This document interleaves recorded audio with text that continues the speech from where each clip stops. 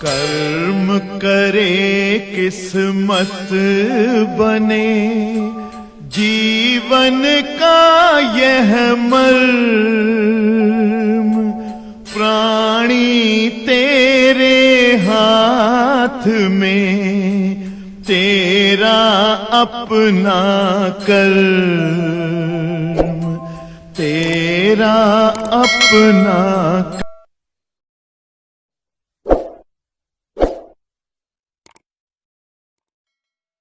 प्यारे बच्चों, एक नया टॉपिक आपके सामने, गौर से देखिए। वैसे इसमें तो केवल परिभाषा है, आपको बता दूं और आप याद कर लो, लेकिन देवेश जी जैसा कि आप जानते हो, मैं थोड़ा मजेदार मलाई डालकर कोई चीज बताता हूं जिससे आपको लाइफ टाइम याद रहे। परम शून्यता, देखो यहां बड़ी खास बात है, बड़ी मजेदार बात। देखो भाई, अगर जो है आप चार्ल्स का नियम पढ़े हैं तो चार्ल्स का नियम आपको क्या बताया? चार्ल्स का नियम बताया बेटा, ध्यान से सुनना मेरी बात, बहुत अजीबोगरीब बात है कि आयतन ताप के समानुपाती है, वी प्रोपोर्शनलिटी की नहीं। तो उन्हें ऐसा बेटा, इसका मतलब हम ताप बढ़ाते जाएं बढ़ाते जाएं बढ़ाते जाएं तो आयतन बढ़ता जाएगा बढ़ता जाएगा बढ़ता जाएगा। उल्टा, अगर ताप कम करते जाए कम करते जाए कम करते जाए, आयतन भी कम करते जाए, आयतन अपने आप कम होता जाए कि नहीं? तो कहने का मतलब देखो कितनी अजीब बात है। सोचो आप लोग कभी नहीं सोचते हो कि जैसे हम किसी बर्तन में आपको 2 लीटर गैस दे दे, क्या बोल रहे हैं सुनो, बर्तन में क्या दे दे, 2 लीटर गैस, और आप उसको जो है फ्रिज में रखो और टेम्परेचर डाउन करते जाओ। तो यहाँ चूंकि ताप कम कर रहे हैं तो आयतन इसका क्या होना चाहिए, तो ताप गिराते जाओ आयतन कम, ताप गिराओ आयतन कम, ताप गिराओ आयतन कम। तो आप सोचो कि ऐसी कोई कंडीशन आ सकती है कि ताप हम इतना कम कर दे आयतन घटकर 0 हो जाए, ऐसा हो सकता है ना भाई? हमारा सूत्र तो यही कहता है कि अगर चार्ल्स का नियम सही है तो इसका मतलब जो है अगर हम ताप कम करते जाएं तो आयतन भी कम होते होते 0 तक पहुंच सकता है कि नहीं? तो मैंने कहा इसलिए हेराई जाए। लेकिन अगर आप करके देखने लगो प्रैक्टिकली तो ऐसा होता नहीं। ले, चार्ल्स का नियम कहा गया, चार्ल्स का नियम कि ताप पर आयतन डिपेंड करता है। तो सोचने वाली बात है, केमिस्ट्री वाले टीचर इतना ना बताते जितना बता देते हैं, जबकि इनका केमिस्ट्री वाले बताना चाहिए कि अगर ताप कम करते जाए तो आयतन घटते घटते 0 हो जाना चाहिए कि नहीं? माने का ऐसा गायब हो जाना चाहिए। लेकिन बच्चों, बहुत सारे साइंटिस्टों ने इस बात पर प्रयोग किया। क्या करते थे, कोई हाइड्रोजन लेकर बैठ गया, कोई ऑक्सीजन, कोई क्लोरीन, कोई ब्रोमीन, कोई आयोडीन लेकर बैठ गया और ताप गिराता गया। जानते हो क्या होता है? अगर ताप कम करते जाते हैं तो जैसे ही 70-80 तक पहुंचते हैं, माने -70 या -80 तक पहुंचते हैं, तो जो गैस होती है वो द्रव बन जाती है। भाई गैस को ठंडा करोगे द्रव नहीं बन जाएगा? और ताप कम करो तो वो ठोस बन जाती, बर्फ बन जाती। गैस की कंडीशन ही नहीं रहती, गैस की अवस्था बदल जाती है, वो द्रव बन जाती है या गैस बन जाती है। आयतन 0 कहां हुआ? गैस जो है ठोस या द्रव में बदल गई। अब गैस रही नहीं गई तो वो हमारा नियम नहीं लगेगा, क्योंकि हमारा नियम तो गैस पे लगता है ना, लेकिन यहां तो द्रव है या ठोस है तो वो हमारा नियम ही नहीं लगेगा।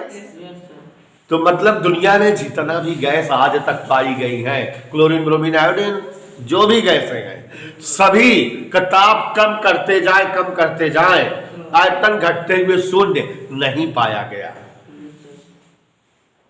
आयतन 0 पाया ही नहीं गया। गैसे जब जो है ताप बहुत कम कर देते हैं तो द्रवित या जो है ठोस बन जाती है, हिमायित हो जाती है, हिम बन जाती है, बर्फ बन जाती है, उनका हिमायन हो जाता है, गैस की स्टेटें नहीं रह जाती।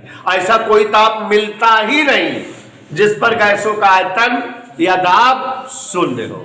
लेकिन मैथमेटिकल में है, मैथमेटिकल में आप जानते हो Vt बराबर क्या सूत्र बताया? V0 1 प्लस अल्फा टी बताए हैं।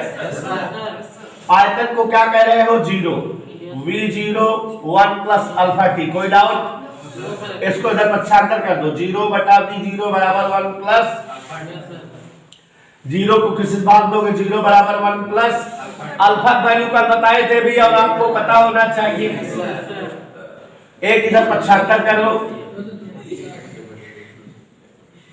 तिरछा गुणा करो, t बराबर -273।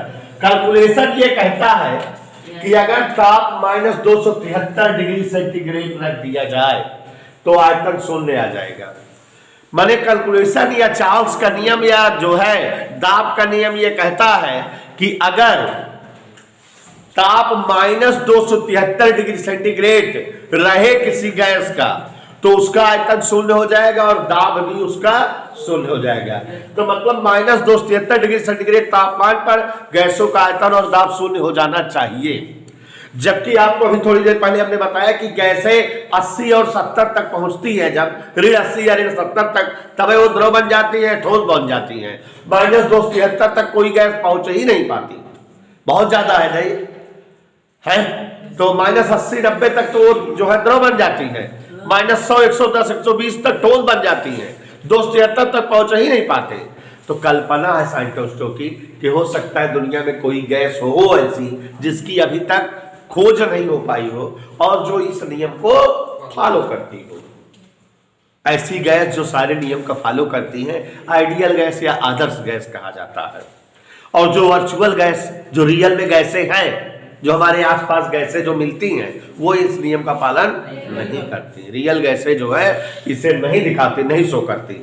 तो ये बच्चों आप समझ गए और कैलकुलेशन करके निकाल दिए कि -273 डिग्री सेंटीग्रेड एक ऐसा काल्पनिक ताप है जिस पर गैसों का आयतन और दाब शून्य हो सकता है, जबकि होता नहीं।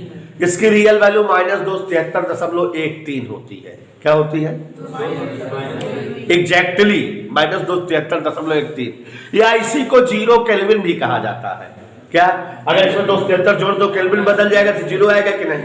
तो अब देखो आपने परम शून्यताप केमिस्ट्री वाले मास्टर 8 9 10 11 12 जरूर पढ़ा होते, लेकिन इतना डीप में ना बताते जितना डीप हम बताए और अब जिंदगी भी याद रहे। परम शून्यताप क्या है याद रहेगा? वह काल्पनिक ताप। काल्पनिक क्या बोल रहे हैं? क्योंकि ऐसा हो ही नहीं है, संभव नहीं है। जिस पर गैसों का आयतन और दाब शून्य रहे उसी ताप को परम शून्य ताप एब्सोल्यूट जीरो कहते हैं, जिसकी वैल्यू 0 केल्विन या -273 डिग्री सेंटीग्रेड है। इस ताप पर अगर अभी ठीक जगह -273 रख दें तो आयतन 0 आ जाएगा। यह वह निश्चित ताप है जिस पर गैसों का आयतन भी शून्य हो जाता है और दाब P बराबर P01 प्लस बीटा T उसमें भी रख दोगे तो वो भी शून्य आ जाएगा। तो वह निश्चित और काल्पनिक ताप जिस पर गैसों के आयतन और दाब शून्य प्राप्त हो उसे ही हम परम शून्य ताप अंग्रेजी में एब्सोल्यूट जीरो कहते हैं। Such type of temperature for any gas for which volume and pressure will become zero, that is known as absolute temperature. It is an imaginary temperature because no gas shows this type of system. Yeah, volume and pressure of any gas never become zero. Hence it is a imaginary temperature. समझ में आया? वैसे ही उन्नीसा बेटा दुनिया में एक 7वां आश्चर्य, दुनिया में सबसे वीआईपी पदार्थ जानते हो क्या होता है? द्रव, जल। इससे ज्यादा वीआईपी मटेरियल आप पाओगे नहीं। इसकी साथ बड़ी कहानी है। द्रव सबसे पहली चीज तो दुनिया में सबसे ज्यादा मात्रा में पाया जाता है जल। दुनिया में 3/4 हिस्सा जल है, 75% हिस्सा जल है, बाकी 25% में पेड़ पौधे हम आप सब कुछ है। और आपके शरीर का भी 80% हिस्सा जल है। आपके भोजन में भी 25-30% हिस्सा जल होना चाहिए। माने जल आपके आगे पीछे अंदर बाहर हर जगह है। जैसे वो कबीरदास वाला दोहा नहीं है, जल में कुंभ है, कुंभ में जल है।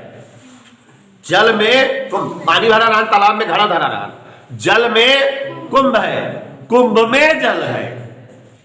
बाहर भीतर पानी, फूटा कुंभ जल, जल ही समाना, ई मरम जाने कहु ज्ञानी। समझे?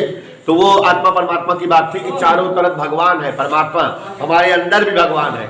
जब हम मर जाते हैं तो हमारी आत्मा निकल कर फिर परमात्मा में विलीन हो जाती है। तो तो जल में कुंभ है, कुंभ में जल है, बाहर भीतर पानी, फूटा कुंभ जल जल ही समान है, ई मरम जाने कहू ज्ञानी। तो वही चीज यहाँ भी है बेटा कि जल जो है दुनिया में भी है, हमारे अंदर भी है। जल वीआईपी मटेरियल है, एक ऐसा पदार्थ है दुनिया का जल जो प्रकृति में ठोस, द्रव, गैस तीनों स्थितियों में पाया जाता है। जल बर्फ के रूप में पाया जाता है, जो ग्लेशियर है, ग्लेशियर जानते हो, बर्फ के पहाड़, और नदियां द्रव के रूप में पाया जाता है। और सूरज चाचा जब सोखत है तो भाप बन के उड़िंग उड़िंग वायुमंडल में जो रहता है तो गैसीय अवस्था में होता है। तो जल दुनिया में ठोस, द्रव, गैस तीनों अवस्थाओं में पाया जाता है। एक ऐसा तापमान जिस पर जल ठोस, द्रव, गैस तीनों अवस्थाओं में हो उसे त्रिक बिंदु ताप कहा जाता है। ट्रिपलेट टेम्परेचर, मतलब दुनिया में इकलौती चीज जल है जो एक ही ताप पर तीनों कंडीशन में होती है, और वो है -273.13 केल्विन या 0 डिग्री सेंटीग्रेड। क्या 0 डिग्री सेंटीग्रेड लगभग ऐसा तापमान है जिस पर जल ठोस बर्फ भी होती है, और बर्फ जब पिघला दो उस समय उसका टेम्परेचर उतना होता है, और उससे जो भाप के रूप में जल निकलता रहता है उसका भी टेम्परेचर उतना होता है। तो जिस तापमान पर वस्तुएं तीनों अवस्थाओं पाई जाए उसे त्रिक बिंदु ताप। तो जल का त्रिक बिंदु ताप 0.3 केल्विन, ओके, या 0 डिग्री सेंटीग्रेड लगभग। तो ये बच्चों एब्सोल्यूट जीरो और त्रिक बिंदु ताप की बात हुई, कल चर्चा होगी।